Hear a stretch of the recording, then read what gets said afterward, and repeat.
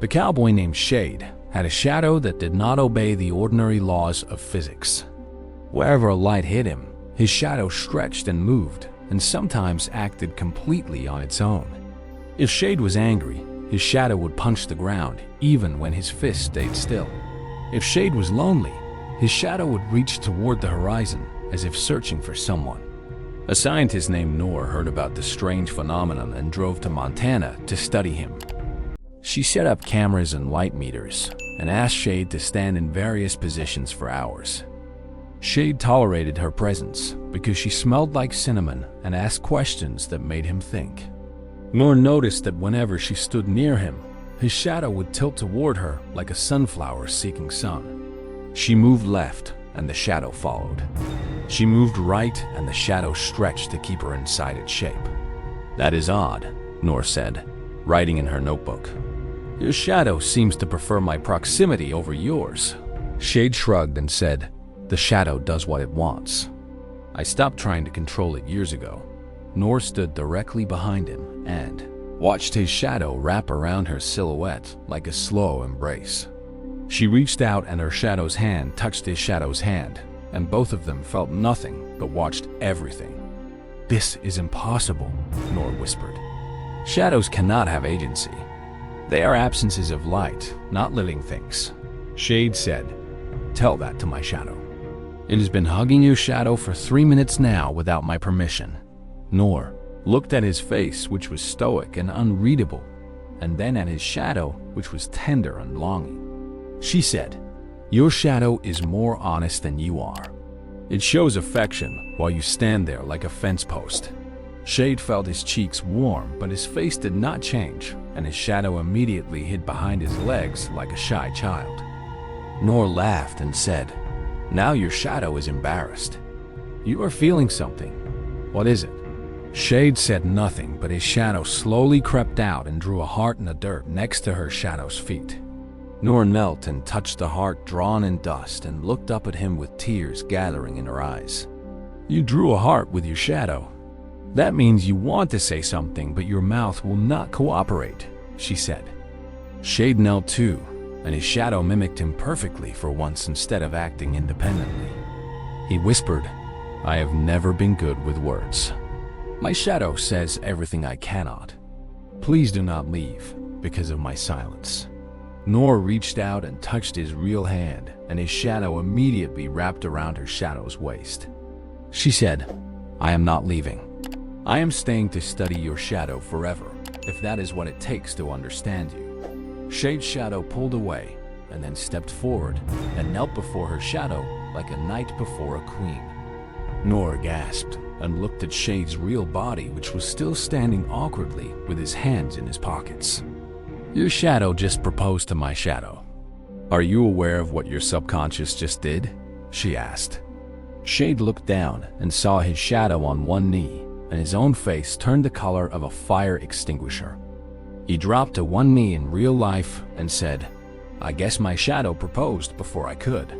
So here I am asking for real." Noor laughed and cried at the same time because a cowboy and his shadow were both kneeling before her. She said yes, and Shade's shadow jumped up and spun her shadow around in a happy circle of dust and light.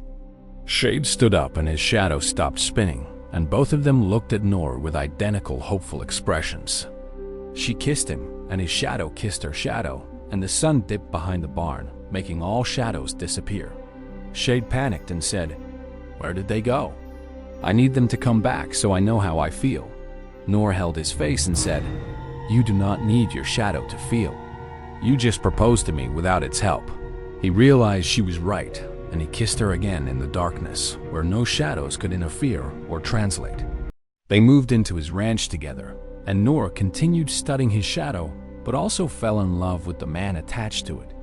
She discovered that his shadow only acted independently when Shade felt strong emotions that he refused to acknowledge. When he was happy, his shadow would dance. When he was scared, his shadow would curl into a small ball. Noor became fluent in shadow language and would say, "Your shadow is waving at me. That means you miss me today." Shade would grunt, but his shadow would wave more enthusiastically, and she would laugh and kiss his cheek. On their wedding day, his shadow wore an invisible top hat and bowed to every guest as they arrived. The preacher asked if anyone objected, and Shade's shadow shook its head so vigorously that dirt flew everywhere. Everyone laughed, and Noor said, "That is the most honest best man I have ever seen at a wedding." They danced their first dance, and their shadows danced a more passionate version behind them on the barn wall. The photographer captured both couples, the real one and the shadow one, in a single stunning image. That photograph became famous, and scientists studied it for decades, trying to explain the impossible second silhouette. Noor wrote a paper titled "The Autonomous Shadow Phenomenon," but dedicated it to the man whose heart has no filter. Shade read the paper, and his shadow gave her shadow a bouquet of invisible flowers made of dust and light. They had a daughter, and her shadow was perfectly normal, which relieved both parents considerably. But the daughter's shadow sometimes reached for her father's shadow and held its hand when he was sad. Noor said, "Even normal shadows know when someone needs comfort. That is not magic. That is love." Shade's shadow grew less independent over time as he learned to speak his emotions out loud instead of hiding them. By their 10th anniversary, his shadow only acted alone when he was extremely tired, or extremely happy, or extremely drunk. One evening, Noor found him crying alone in the barn, and his shadow was holding her shadow, which was not even there. She realized his shadow was comforting itself by pretending her shadow was present because he missed her so deeply. Noor wrapped her arms around him and said, "I am here. You do not need to pretend. Your real wife is holding your real body." Shade's shadow relaxed and melted into a normal silhouette for the first time in his entire life. He whispered, "I think my shadow finally trusts that I can feel things without its help." "You healed both of us." Noor kissed him and said, "No, you healed yourself. I just stood in the right light so your shadow could find me." They grew old together, and Shade's shadow aged too, moving slower and sometimes needing help to stand up straight. Noor would joke, "Even your shadow has arthritis," and he would laugh and his shadow would chuckle silently. When Shade died at 95, his shadow faded last, lingering on the wall for 3 full minutes after his body went still. Noor watched it wave goodbye, and she waved back and said, "Thank you for being honest when he could not be." The shadow mimed a heart and then dissolved into ordinary darkness, like a candle finally burning out. Noor buried Shade under the same barn wall where their shadows had first hugged without their permission. She outlived him by 5 years, and their daughter swore she sometimes saw a shadow waving from the barn at sunset. The gravestone reads, "He could not say I love you, but his shadow shouted it every single day until the very end." Every year, couples visit at sunset to watch their own shadows and wonder if they are telling the truth. Shade and Noor proved that the most honest part of a person is not their mouth, but the silhouette they cannot control.